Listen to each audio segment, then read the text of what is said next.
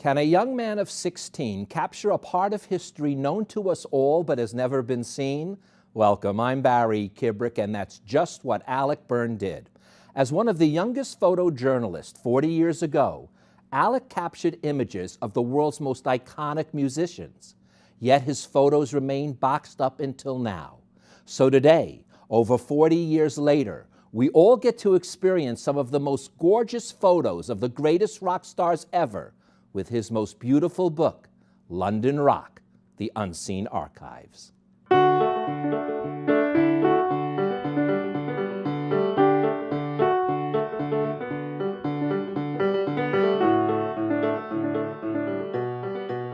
Alec, I cannot tell you how excited I am to have you here. I've done a few books now on rock and roll and photography, but when this one came in, I said there is something so different. I need to share this with my viewers no matter what. Thank you so much, sir, for coming on the show. Great to be here. It's my pleasure. It really is. I want to begin with a little bit from the beginning, but like I told you, we're really going to start backwards. But I can't help but want to set the stage for everybody. And what we're talking about is when you get involved in photography at the early age of 16 years old, London at that time is a very different place from what America was, because it was still suffering from the aftermath of World War II. There were still bombed out buildings, the landscape was bleak, the music was only on the BBC, and they were playing old American standards. It was a very different environment. It was drab and dreary back in the late 50s. And that's why I think the music had such an impact. As a young kid growing up, you'd go to clubs and you would live that sort of the music message, you know, with the Who and all of their My Generation and all of that. It really was quite something. Well, you even mentioned that when you saw the Who, you realized they were one of your tribesmen. You realized this connection that went deeper than the music itself. They were really, you've got to think as a young kid, 16 years old, limited amount of music that you would hear on state-controlled BBC. So to go to these dance clubs and see these guys perform, the Who were just amazing, just really amazing. And I could do this whole episode just on the shots of the Who and the Beatles and the Rolling Stones, but we're going to break it up a little bit. But it is when the Beatles in '63 came out that all of a sudden even London began to become revitalized. I definitely think so. I know so. To me, London was like the epicenter of the music world, perhaps followed by San Francisco. But there was no other place in the world that you had access to that much incredible bands, and what wasn't local grown would come in to visit and promote. So you had everyone you could think of hit London at that time. Now, this is a treasure trove for a number of reasons, and we're going to get into it, but I want the viewers to know that your life, in my opinion, and what happens with these photographs it's not as exciting as the actual, probably the photographs themselves or the way they came about, but damn, it's a close second, because it's so dynamic that I'm going to be showing photographs. And a lot of the times, I'm even going to have to caption some of the photographs, because people don't realize how young some of the people were when you met them. In fact, I have to say right now, there's a picture of Cat Stevens that I'm going to show, who now goes by Yusuf Islam. Yes. And you'll see him in a cowboy hat with cowboy guns. And that's just not a picture you get from the guy who wrote Peace Train, am I right? Absolutely, and what a peculiar lineup of people if you see that picture.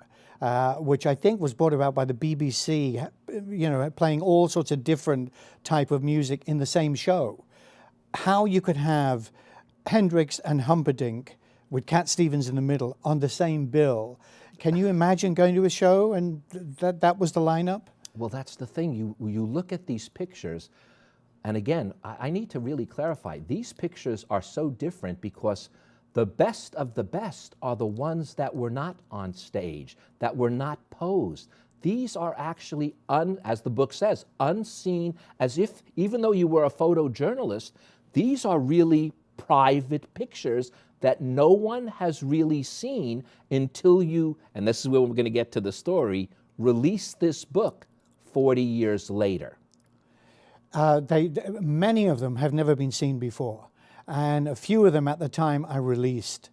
But you have some incredible treasure trove of an insight into the 60s during that period. Now, I said I was going to begin with the afterward, and I am, because what people don't realize is that, as I said, these photos were shot 40 years ago, at least. 40 plus, yeah. 40 plus. And what happens is, when you make a decision, well, let's start with the beginning. There's a fire. There's a disaster. You have a shop. You're really, although you started at 16, by the time I'm guessing you were in your early 20s, you're really one of the best known photojournalists. You have a shop, and it goes ablaze. In December 1970, my studio in London, a really terrible fire. Thousands of negatives were lost during that fire. And then when I decided to quit the music biz and close the door and move to Hollywood, I shipped everything in a container. And during the crossing, water damage, storm damage hit the ship, water got in, and hundreds of negatives were destroyed. And then just fast forward to 94, had an office on Hollywood Boulevard, and the Northridge earthquake hit. And items were damaged but not destroyed. So how this sort of archive survived is a story in itself. Well, that is the story I want to now start talking about. You're 16 years old. Now I'm going back to the Okay. beginning. And you get your first gig, and there's a picture of it even in here, on a scooter. You are delivering for Keystone, was it? Keystone Press Agency. Keystone Press Agency. You're the sort of the delivery guy. You're the one that, at that time, picks up the roll of film from the photographer, zips it down to the darkroom, hands it over to the darkroom guys, and that's your job. That's what all of a sudden starts getting you interested in this business. That's exactly how I got started. And it sounded like a glamorous job, dispatch rider, racing to news events across London, 16 years old. But that's where I was exposed to my first exposure to photography. And when I saw that first print of mine come up in the dish, I was hooked. It became an obsession.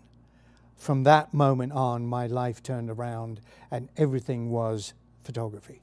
Now, I joked with you in the green room. I said, as much as these famous artists are here, and as much as some of the people won't recognize them, your first gig was a shot of a gas station. And that gas station is in this book. It is one of the things that survive. It is. The publisher wanted that in. Just across the street from where I lived, I just took this, 16 years old, took this picture, sent it into a local newspaper. It got published, and I still remember opening the envelope and taking out that check for 1 guinea and thinking, this is amazing. I'm getting paid for something I love to do. I want more of this.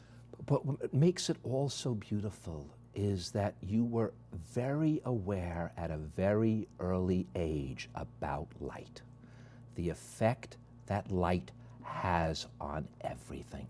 Now, we know light is around us all the time, but you were able to make an observation, and virtually every photograph you see is taking into account the source itself, known as light.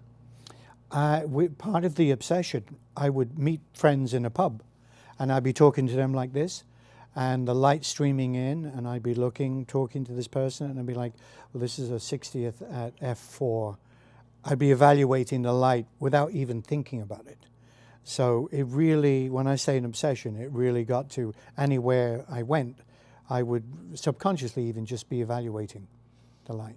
Well, now let's talk about some of the photos themselves as we can, because you can tell, as I said, many of these, if they weren't so beautiful, would almost look like they were just snapshots in the sense of how they are presented. By that I mean they're not posed, they're not on stage, they're not in glamour, but yet they're the stories behind them. And I'm going to start with, as you start your book, A Walk Through the Park with David Bowie.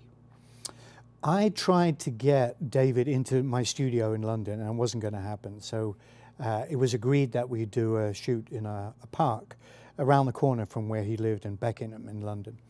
And what was a little bit unusual about it was I showed up at 2 o'clock and there's David standing by the gate.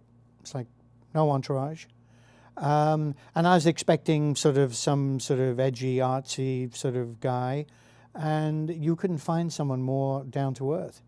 And what was going to be a 1-hour photo shoot turned into the whole afternoon, and we walked around the park. And I think because we were both South London boys, that we kind of clicked. And one of the things that came out of that shoot, which really touched me, was fast forward 45 years, and David is putting together his last collection called 5 Years, his record collection, with a book. And the lead picture in that book is the picture we took in the park 45 years ago.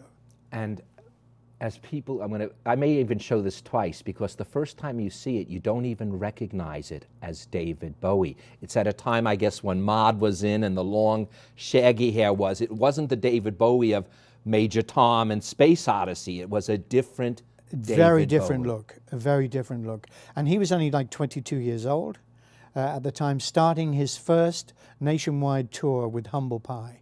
And they asked if they could, his office called and said, can we use that picture in the program guide? And it was like, sure. And David saved that picture and that from the guide, and that's the picture that ended up as the lead picture in the book when you open it 45 years later. Oh. And it's very sad when he died. It was like, oh. Oh, God, for you and everyone, but Yeah, especially for you. When you read this, you can see that relationship, because you see David, you must have stayed close with him, because you see him all the way up through Ziggy Stardust. Photographed him dozens of times, met him so many times, always a gracious guy. Another, as you said, they were your tribe. You can tell just from the way you photograph The Who. You know The Who like nobody knows The Who. From the very early days of going to see them on a Tuesday night at the Marquee Club in London when I was just a young kid, and photographed them so many times over the years. And some of them were not one of their finest sort of hours, when there was a show with Jimi Hendrix was the support act, who completely annihilated them. I mean, just blew them off stage. But over the years, well, the highlight, I think, for me, one of the highlights was when Keith Moon had a big party at his house. And I think some of these pictures are, I know some of these pictures are in the book. Oh, they are. In fact, you even see the house was a fake house almost, was it? Or what was it? Cabana? It was a bachelor pad. Bachelor pad, that's what it was. Like a James Bond-ish. It's very, yeah. And it's a big photo. I mean, is yes. that the one that we're talking about? Yes, with the white in the back, truck, the white. I think. Yes. Unbelievable, yeah. Unbelievable. And he was such a mad bastard. I mean, try to pin him down to say, guys, I need to do a group shot, you know, and at the table, and then Daltrey would wander off, or then you'd get Keith Moon back, and a wild man, fun guy. But that's some of the best parts. You see photos, for instance, you see photos. Well, first of all, we got to go back for a second. You said Jimi Hendrix, and you just threw it out the door. There's Jimi Hendrix again. You must, I know one story. First of all, you basically introduce him to Mick Jagger. There's a beautiful photo of that. But you can tell the way you photograph Jimmy that there is again a bond. There is a love, not only with the man's music, but with the man's soul. When you see him on stage, he's a wild man, a showman. And you meet him off stage, and he's quiet-spoken, polite, cooperative. I've photographed him many, many times. One of the earliest ones, and this is one of the few pictures I can actually give you the date, which was in 1967, and it was May the 4th, and my birthday was May 3rd, and I just turned 18 years old. And I went to the BBC television studios to photograph Hendrix. and out the corner of my eye, I see someone moving around, and Hendrix finishes, comes off the stage, and walks over to this guy, and it's Jagger, who was there to check him out, because he stormed into London. Hendrix was just, everyone wanted to see him. Clapton, Beatles, Zeppelin, Beatles brought their wives to his show. And when he finished the set and he walked over, and I'm thinking, my God, you know, this is the first time they were ever photographed. And I said, you know, guys, can I just do a picture? And if you see the frame, they're almost rubbing shoulders, because I kept saying, Mick, can you? And Jimmy, can you? And what they were thinking, these two rock icons have got to be looking at this kid with a camera going, is he with you? Or I thought he was with you. I mean, they're actually taking directions from me. One of my favorite pictures, and the first time they ever were photographed together. Now, the Stones, I want to bring them up, because that was, again, there's so many beautiful pictures of the Stones, yet there's a story of you with Mick Jagger and two naked women in a bed. You've just got to tell it, because it's almost like you're sitting there, and you have to be this nonchalant position, and I couldn't tell. The photos with the Stones were a little more complex to me, because the Who you could see you bond with, the Hendrix you could, the Stones I know you must have, but it seems like there's a different relationship. Oh, very much so. There was no real getting too close to those guys, because they were enormous and protected and surrounded by their managers, publicists, and everything else. Photographed them dozens of times in small venues, like in small nightclubs, to major stadiums, to Hyde Park. But the Jagger, when I found out that Jagger was doing his first movie role, which was a movie directed by Nicholas Roeg called Performance, and I thought, God, I've got to get on the set. This is going to be a major picture. And it was close set. Wasn't going to happen. I called and called and called, refused to take no for an answer. Eventually, I got the phone call saying, okay, next Tuesday, you're on. I go to this residence. Sorry to be laughing, I just know what happens. You walk up the stairs, and there's all these grips and crew, and they're pushing past you, and I'm on the landing, and I open the door, and there was Mick in bed with two naked women, as is pretty normal, probably. So for me, I thought, this is a key picture. I want to stay here as long as I could. So to me, to get to a corner so I'd be out of the way, I just had to cross in front of them in the bed. And I can remember sitting on as I was doing that, a grip was coming at me, and I sat on the edge of the bed. And as I looked around, there was Mick glaring at me as if I'm trying to move in on his threesome or something. So it was very, very funny at the time, in any way. As I said, there was this little mixed relationship, and I could tell, but then Brian Jones, before his passing even, there's a shot of him that is angelic. And then the way his passing moved you, you didn't even know of death at that time. You were 20 years old. I think it might have been the first person you knew who personally died. Never lost a friend, never lost a family member, never been to a funeral in my life. And this is a guy that I saw maybe 4 or 5 weeks before, and he seemed in good spirits, even though he was heavily using at the time. And I just couldn't believe that the guy in the coffin was Brian Jones. And it's a 2-hour drive to Cheltenham from London. And I remember driving back alone and just being really affecting, like, God, life is short. How can this have happened to someone who was just so full of life? So it really did affected me like I had no idea it would, and also affected the Stones. Keith and Jagger have said, many times, they didn't know what to do. They were lost. Well, there's a picture of Keith, by the way, that no one's going to recognize, because Keith always looked like an old man, which is why he looks so young now as an old man. But there's a picture in here where he's a young boy without... How is he still alive? Am I right? That's what everyone is saying. So, it's amazing. It is truly amazing when you think of some of the people we have lost, that Keith is held together with nicotine or something, whatever. But it really is. And this particular picture of Keith was at the marquee, and I thought we'd lost him. I'm standing as close to them as I am to you. And it was a taping, and Jack Daniels on the, and God knows what else, all on the amplifiers. And Keith just slumped backwards, hit the amplifier, and slid down onto the ground. And all the taping finished, and everyone was looking at each other and like, is he okay? Is he going to make it? And he was taken away and eventually came back and finished the set. And 50 years, still playing. Still probably doing the same. Another relationship that you cannot help but know had to be so close, Bob Marley.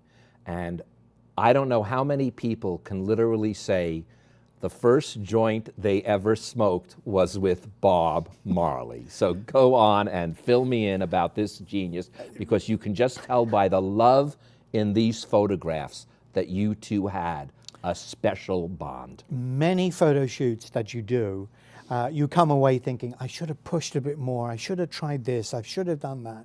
This is one of those shoots where I just came away thinking, nailed it. It was just so good. The rapport between us was good. And I remember heading up to his, we arranged to meet in a hotel, and I had all my equipment, lighting, gear, tripod and everything, and I'm going up and I'm searching in my pocket, what room number was it? And as I do that, the elevator door opens, and I just go, that's all it needed. And he just followed the smell to his room, and I knocked on the door. This blue haze came out. Not a purple haze, right? That was blue, Jimmy's room. Unforgettably blue. And he reached out and said, I'm Bob. And it was like, have some herb. And it was like, okay. But it was, they were great, really great guy. And I went on to photograph him many times after that. I think we established a little bit of a rapport. Now there's a picture of Jeff Beck, and you capture him in such an angelic way. He was followed by some of the Clapton and all these other legendary musicians would seek out Beck. And it's well known how many recording sessions he worked on. He was truly a wizard. I mean, he was an amazing musician. I photographed him a number of times in London. Didn't really get too close to him. He was a little bit very much wrapped up in his music. Graham Nash. I mention it because who dresses like this? No, there's a photo, you go, what is he wearing? Where did he come from? The Hollies were an enormous band, and I followed his move from the Hollies. They had, I don't know, a dozen #1 hits or something in the UK, and I think in the States as well. And I followed his move with Crosby, Stills and Nash and everything else. And a real amazing songwriter. And he was gracious enough to do a little write-up, which is in the book. And I think that's the publisher sort of went with, this is a great picture of Graham would love this, wearing the funny little yep. Shirt. But you know, it's funny you say the Hollies, because that was the next one I wanted to bring up, because I wanted to follow it with Graham. And here's why I want to bring it up. I still know where I was the time I heard Bus Stop. Wow. And that's the Hollies' #1 hit that came to America. I remember it, and I thought, if there's anything about the work you've done here, is that it's going to spark in everyone who knows the music that moment. That's what music does to you. You capture a moment of your life. It truly is. Everyone has a soundtrack of their life.